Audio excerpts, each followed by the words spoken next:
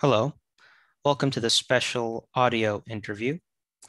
Today I have John Stauffer, who is the co-founder and president of the America team for Displaced Eritreans. John served with the United States Peace Corps in Eritrea from 1966 to 1968, teaching English and science to rural middle school students there. He then embarked on what has become a long corporate career in the United States. In 2003, after the worst of the repression within Eritrea began, he joined with one of his star Peace Corps students who had attained an educational and professional level of success and was now an asylee living in the United States. And he officially formed the America team in 2010. Since then, it has expanded into an all-volunteer organization that subsists entirely on privately donated funds. I'm pleased to have John Stauffer speaking with me today. Welcome. Thanks, George. I'm happy you're interested so much in things that I am in. So I'll be happy to share any background or thoughts that I may have per your questions. John, I'd like to start with some of the recent developments that have come out. In late March, the United Nations was able to finally reach the Hitsats and Shemelba refugee camps that were holding Eritrean refugees who had fled from the dictatorship. And they reported that the facilities and all the housing was razed to the ground. Do you know if you have any further information on their corroboration or their reporting from what has happened since then? Well, since then, first of all, as far as and what we do is we're interested in pretty much all things Eritrean refugee wise. So we really had our ear to the ground. We had contacts in Tigray within the refugee community and others. So we've been able to get information direct from refugees in various parts, actually, of not only Tigray, but other parts of Ethiopia. So as far as those camps go, most things, there are many things that were, just reported by eyewitnesses, including the entry to those camps, to the Shemelba and Hitsats in northern Tigray by Eritrean troops, and some of the horrible things that they did to some of the refugees. Some were killed, some were actually executed in the camps, and many were taken out of the camps and removed back to Eritrea. As far as then the actual razing of the camp, the burning down and so forth, I have not seen or talked to anybody who actually witnessed the burnings of the camp. Now, there may be others that have, but the authorities, folks from ARA, the Ethiopian Refugee Bureau, and also UNHCR, UN people, they came to the camps and indeed found them smoldering wrecks and reported that. But we can only surmise that the soldiers finally did in those camps, before they left. Refugees then that were scattered and left. Some actually, the Ethiopian government moved some of them back to the southern camps, Mayani and Adi Harush, but there are many that were scattered around, got into many different towns. Some to Gondar and Mekelle, and there are thousands that have gotten to Addis Ababa. Have you been able to reach out to any of the refugees who are still in Tigray or in Ethiopia more generally? I know that the America team has a network that they use to contact people. Yeah. We have been in direct contact, including myself and several of others have been in direct contact by phone with refugees in Mayani camp and Adi Harush, in Mekelle, and in Addis Ababa. and their situation is, shall we say, tenuous at best. They're scared silly in the camps because they've been harassed by, including by Tigrayan militia people have actually entered the southern camps and hassled the people and really hurt some of them badly. And so all of that is quite horrible. There's, just seems to be no relief. Medication are just few and far between, and just the general feeling of security is pretty much absent for the Eritrean refugees in all these parts of Ethiopia. What are some of the immediate needs of the refugees in Tigray? Well, to hear them, they would say, number one, they need protection in the camps so nobody else can come into the camps and bother them. But many of them are asking to be moved out of the area or even out of the country. It's in summary, it's pretty much security. There has been improvement, as we're told, in terms of food and water supplies. These were very, very big problems shortly after the war had started, and gradually the World Health Organization brought food to the southern camps, and other supplies have been brought in. But it's been a long time coming, a slow process, and people just have no feeling of life as they used to know it. John, I think two of the most disturbing or saddening effects of the current conflict that we see in Tigray is that even with all of the atrocities that have been committed, there hasn't really been much of an emphasis in the news media here in the US, but certainly throughout the Western democracies on placing an emphasis towards protecting these refugees. And I think the international community has an obligation to call out these crimes that have been committed and to ask the Ethiopian government to hold its end of the deal with respect to it being the host country. Has the America team made any contribution to this effort in calling out the Ethiopian government for failing to oblige by its promise to protect refugees? Well, we really haven't specifically, shall we say, gone after the Ethiopian government, because frankly, I don't know what our voice would do in a case like that. I mean, they have other fish to fry. Frankly, they're fighting for their lives. The whole country is in danger of fragmenting and collapsing. The ARRA, the Office of Returnees and Refugees in Ethiopia, they've been doing a pretty good job, from what we're told, in doing some protection, getting some help, but and having a presence in the camps, but the protection is not particularly thorough. And people are very nervous and upset, but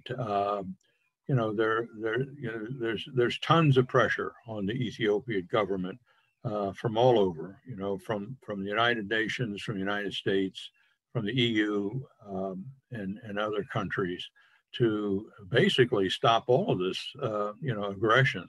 And of course, it's not just the Ethiopians that are doing the aggression. It's the Tigrayans they have got their share of what they're doing, and then of course the Eritreans are, in my view, probably the worst actors. They're just in the country to, well, we could go on and on about what their motives are, but basically the presence of Eritrean troops in Tigray, and they're moving around in other parts of the country, has been, pretty much, a very, very bad thing. And it's, the immediate, relief would come if Eritrea would retract from Ethiopia, get their troops out, and withdraw politically.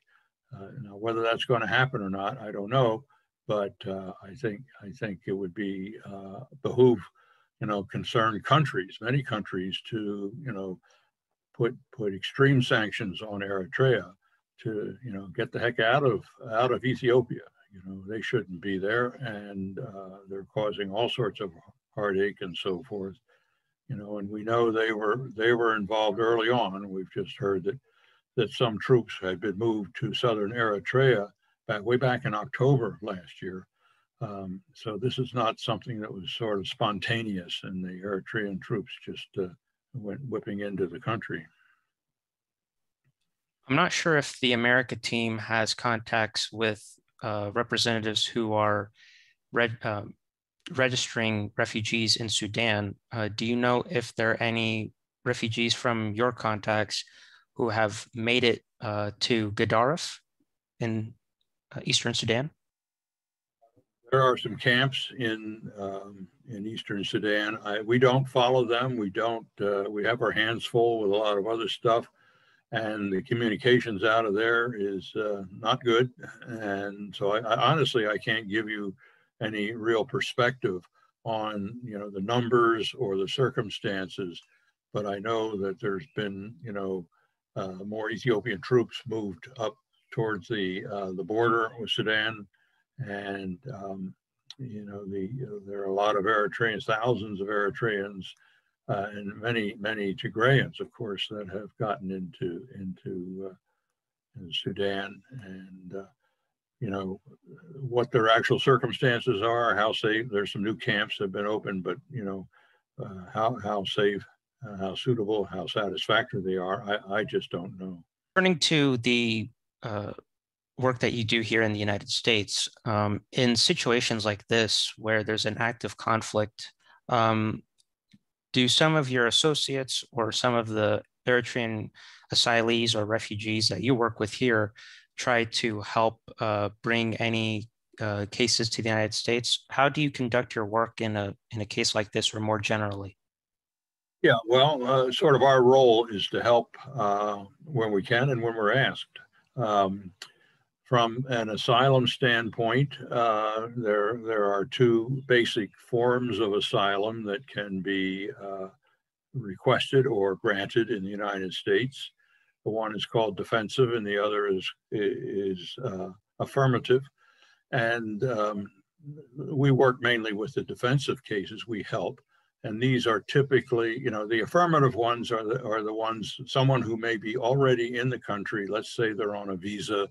They may have overstayed their visa, and then they say, okay, I'm going to ask for asylum. So they haven't been locked up or anything. They're just here. Typically, they're here legally, but not necessarily legally. And they apply to DHS for asylum, and they go through the DHS and USCIS, and then they're eventually decided upon. But where we're much more active is with the defensive cases.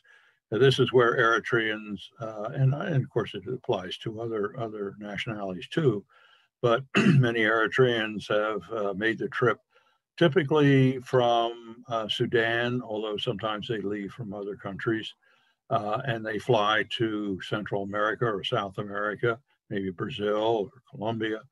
And then they go overland to come to the U.S. at the Mexican border, and then they ask for asylum.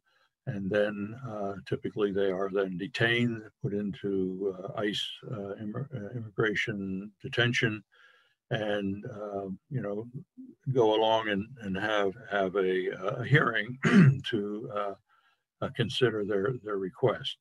And what we do is, we never encourage people to come here for asylum, or we don't facilitate it. But what we do is, if they approach us and ask us, or a lawyer asks us, hey, this person's asking for asylum. And once the person's asking for asylum, and then the request comes to us, we assist by, trying to find a suitable lawyer, immigration lawyer for the case, or provide country conditions information, or other things. Sometimes we we find an individual who would sponsor somebody who ICE might release on an order of supervision, that type of thing. And then, so that's, and then, well, the person's either granted asylum or isn't, or granted withholding from removal. And then as the whole thing starts in terms of what direction it will go, does the person with asylum needs help, and we can direct them to an agency that will help them if they have asylum, or they don't have asylum and they either continue to be detained or released. And we advocate against returning those that are denied back to Eritrea. The whole refugee situation is completely different, works differently. And typically, it's almost always these days the United Nations, UNHCR, at a camp or some other area that they deem that a Eritrean family or individual really should be moved to from wherever, Ethiopia or Sudan or Malta or some other place, to the U.S. For asylum. I'm sorry, for resettlement, not asylum, for resettlement. So that starts a process. The embassy receives the request. In our case, the U.S. embassy gets the request, and it goes through the mill in terms of determining, is this a secure situation? Is it a risk, terrorist risk with these people or not? And they're checked out and vetted and eventually brought to the U.S. and set up with an agency so that they can get started living here. So this is a resettlement process, roughly speaking, and it's so that the idea is to set the person up to to learn English and to work here and have health care and Social Security, pay taxes, and all of that stuff, and sort of become an American. So. John, with the, for our listeners at least, the understanding of the situation in Eritrea, does the U.S. Immigration Office or other institutions understand the severity of the crisis that has been occurring, which is prompting these refugees to leave the country? I'm well aware that Eritrea is one of the largest producing African nations and refugees for quite some time now. I was just wondering if the America team has communicated this information with relevant authorities so that your work is more respected or is treated with more sensitivity.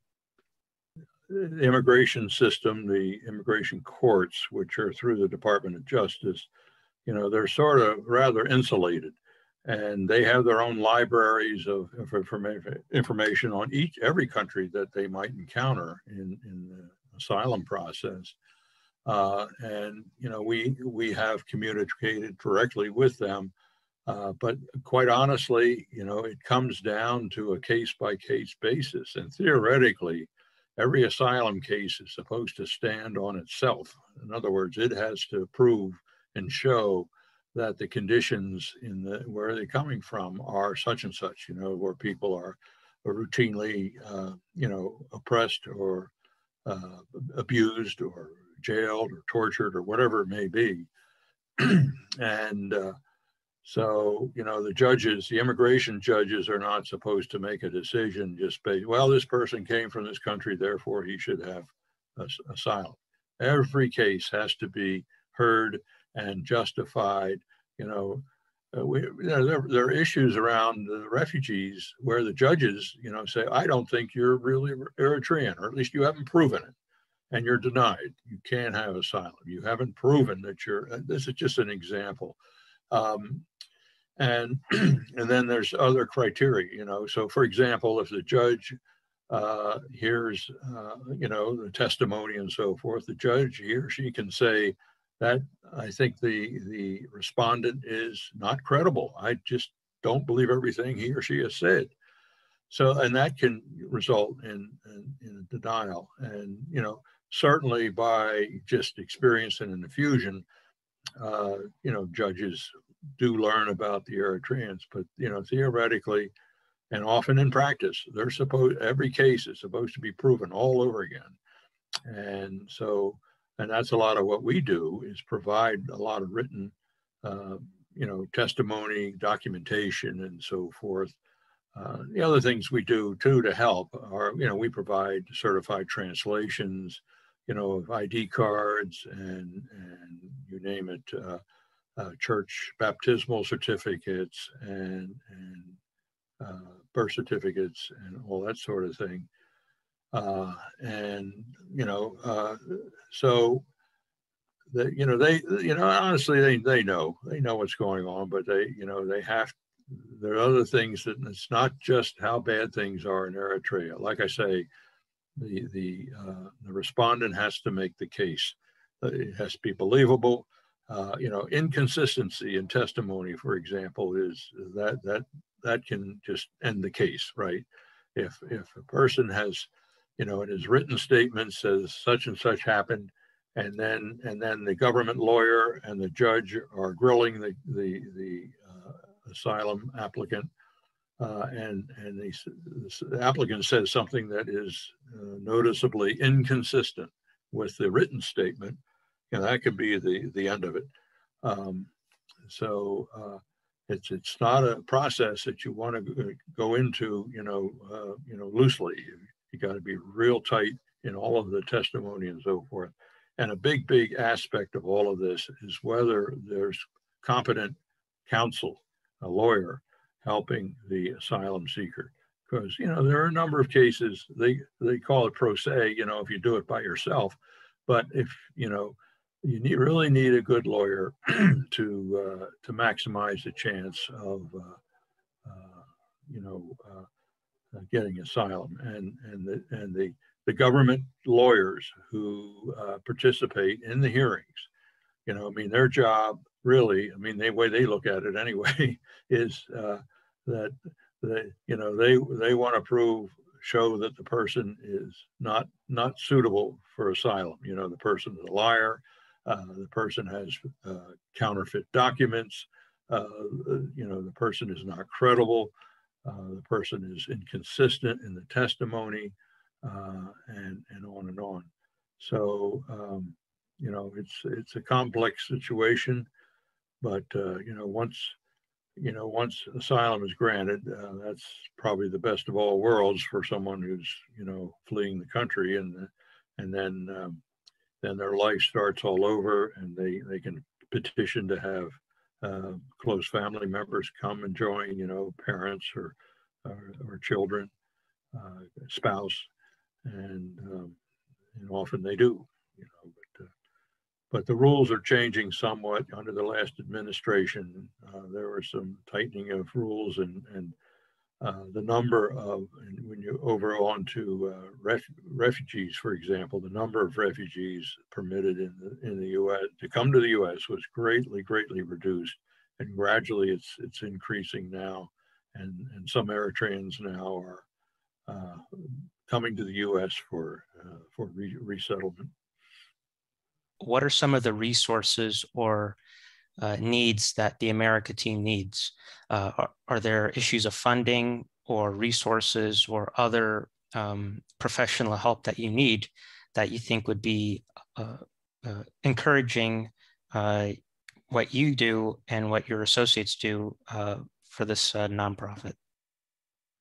Well, we sort of found our niche, and money-wise, people can donate. People do donate. A few churches donate. Just individuals and so forth. But we don't have a need for a whole lot of money, because we don't pay for camps, or we don't pay for buildings and stuff like that. Where our money goes is mainly helping people who are stuck one place or another, even in the United States or in another country. So, we're helping refugees in Somaliland, and we're helping them in Uganda and so forth, Ethiopia, and we send small amounts of money to them. if they're just, destitute and have, need money for food or certain other things. And in the U.S., where we use money mainly is with asylum seekers that need some help. For example, if an asylum seeker is released, whether it's on order of supervision to go to a sponsor, or whether it's upon grant of asylum, and they're going to go to another place where their relatives are, we pay bus fare, a couple $100 to take a bus to go one place or another. So that's a typical thing. Sometimes we just send small amounts to refugee asylum seekers that are in detention, so that they can actually get buy postage. You can buy all sorts of things in detention. You can get postage, you can buy extra food, you can pay for phone calls and stuff like that. So a few dollars there is very, very helpful for those that have absolutely no other resources. So, and then, as far as what we like to see is, our biggest thing is we want to see Eritreans, whether they be Eritrean Americans or just, those that are in the country, to create awareness of the situation in Eritrea. Honestly, the best thing they can do is sit down or have a Zoom call with their representative, particularly if they're a citizen, U.S. citizen, and then they should be talking to their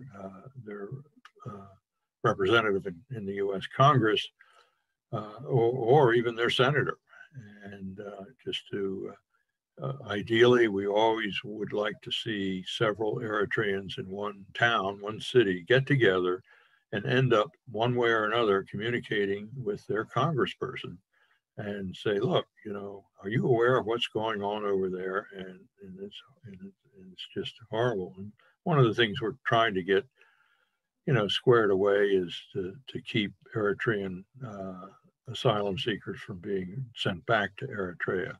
And, with the war going on in Tigray, of course, they, where they would end up.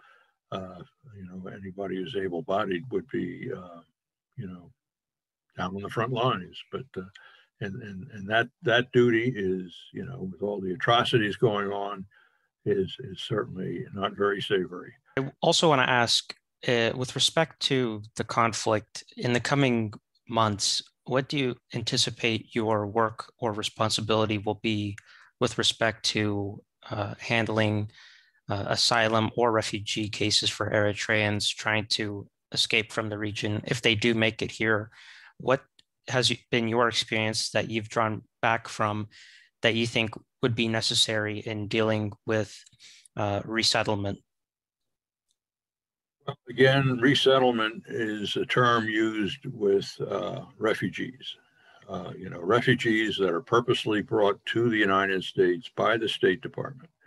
Okay, so and then so they they are nominated by the UNHCR, and they go through a long process of interviews and health checks and so forth, and then they are brought to the U.S. They're assigned to a particular agency in one city or another, and so then they're flown over by IOM, and then they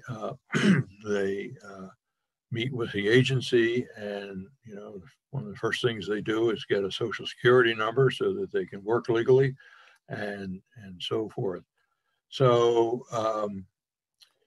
as far as the Tigray situation goes, I mean, gosh, there is such upheaval there. You can't believe, the UNHCR has absolutely got its hands full, and there may be some resettlements going on now, but I haven't heard of them out of Ethiopia. I know some are taking place out of Kenya, and but of course, nobody knows where this conflict is going to go, how long it's going to last, and what will be the outcome. So right now, you really can't say what to anticipate.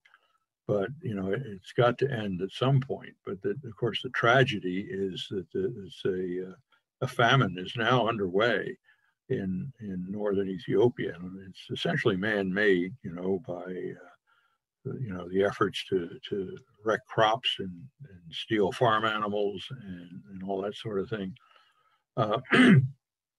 So what to expect. I would hope that things would stabilize, and the resettlement process will really pick up, and so forth.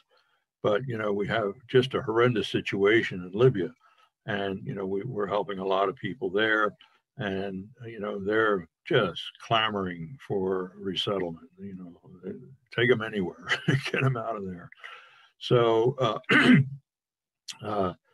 And then as far as the whole asylum thing, of course, just so everyone knows, with asylum, you have to be within the country. So to get asylum from the United States, you have to physically be in the United States to even ask for it or to get it. You can't do anything like that through an embassy, for example. So it's, again, we don't encourage, we don't suggest, encourage, facilitate, or anything like that of the refugees to come and ask for asylum. That's not our job. The only thing we do is respond to requests once we receive them.